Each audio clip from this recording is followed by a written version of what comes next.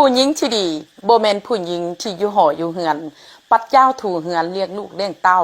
ผู้หญิงที่ดีบ่แม่นผู้หญิงที่ต้องเว้าอ่อนน้อมถ่อมตัวเว้าสุภาพผู้หญิงที่ดีบ่แม่นผู้หญิงที่ต้องให้เกียรติผู้ชายอยู่เสมอผู้หญิงที่ดีบ่แม่นผู้หญิงที่ต้องแต่งกินให้กับผัวเศร้าทุกแรงและผู้หญิงที่ดีบ่แม่นผู้หญิงที่หาเงินเก่งและหาเงินเป็น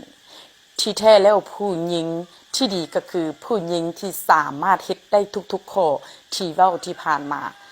แต่บางผู้ชายที่ได้เมียสามารถเฮ็ดได้ทุกๆข้อก็ยังมีข้ออ้างอยู่บางคนนะได้เมียที่บ่ค่อยฉลาดปานใดก็มักจะบอกว่า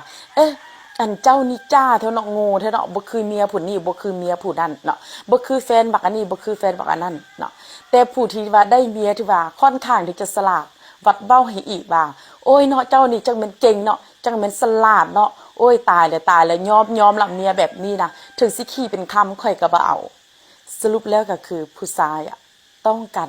คนแบบใด